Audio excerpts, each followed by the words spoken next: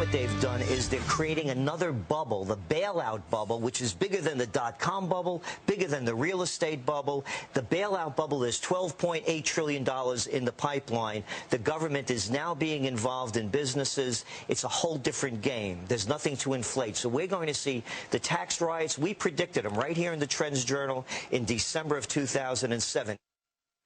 That was Gerald Celente last weekend on Fox and Friends talking about what the economic future holds for America. Back by popular demand this morning to go even further in depth about current financial woes is founder and director of the Trends Research Institute, Gerald Celente. Thanks for joining us this morning. Hey, thank you. Gerald, welcome back. We just heard what you had said there about this '08 panic, this bubble that we're currently in. Take us a little bit more deeply into it. You're looking at these numbers. You're looking at this research. What sort of troubling signs are you seeing? Well, right now, 90% of the economists are saying in a recent poll that the recession is going to end shortly. We're saying this is just the beginning. The bailout money is going to paper over the problem for a while. The stimulus packages, it's like taking a drug for a chronic degenerative disease. It's going to mask the symptoms, but it's not going to cure the ill. We're moving into what we are forecasting as the greatest depression. You cannot bail yet. Greater than the 1930s. And I'll tell you why. Back then, most people didn't own homes. They didn't have credit cards. There was no such thing as a home equity loan. They had a thing called second mortgages. And if you had one, you were a loser. Back then, we had trade surpluses. We weren't running $700 billion in the hole. And we had budget surpluses. We weren't $11.5 trillion in the hole. And here's something that's very important.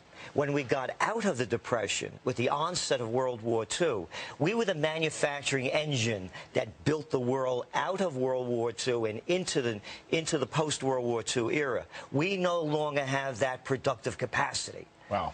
So now, some of our viewers wanted to know a little bit more about you. They said, what is Gerald? A psychic? What is he looking at here? Is he a Republican? Is he Democrat? Where do you fall in that, and answer those questions? What are you looking at to make these predictions? Well, first of all, I'm a political atheist. I don't believe in any of that stuff. Okay, so you're right down the middle. You're looking at numbers. You don't care about party politics. You go to the doctor, you get a diagnosis. That's what it is, and that's what we are. Not good or bad, right or wrong, whether you like it or not. The other thing is current events form future trends. Just look at the data. It keeps coming in every day. But people skew it to fit their own ideologies or their businesses. This is a good time to buy. They have a brokerage firm, whatever it might be. So they're selling something. We're just looking at the facts for what they are. And when you add them up, this is a global depression. You have world trade off, on average, exports coming out down about 20%.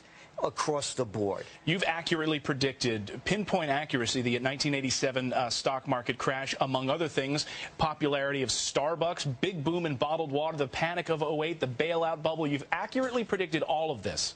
Now, we had some viewers last week that says, okay, now you've told us all of this. What does this mean?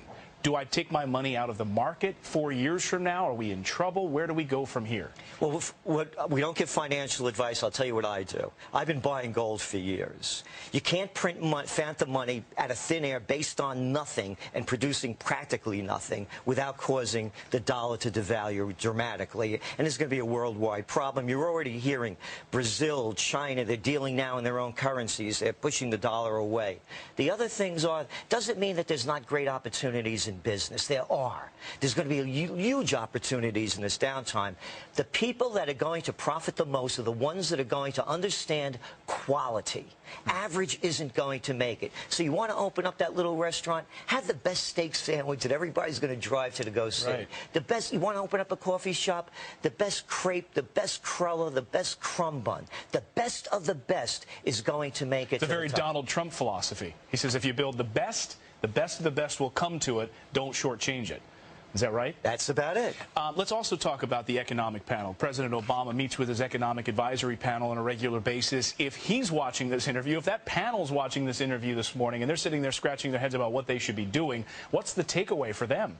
Well, the thing is, you have the same people that caused the problem are now going to fix it. Look at the crew they have there. Larry Summers, I mean, the whole bunch of them, Geithner. So many of these people are responsible for these problems, the legislation, when they were with the Clinton administration. So they're not going to fix it. We cannot bail out companies like we're doing now. You cannot print phantom money out of thin air based on nothing and not create a worse situation. This is America, the leader of free enterprise capitalism. You rise and fall on your merits. Well, we need more people like you in this country who are doing unbiased research in this regard. You don't have ads in your journal. You don't have all of this stuff sort of persuading you one way or the other. If people want to read more about all of this, where can they find it? Trendsresearch.com. All right, and I will link to that. We'll make sure we have that up on foxnews.com. Gerald Celente, thank you for coming back. Setting the world on fire. Thanks, Gerald. Well, recession skirting the hemline index.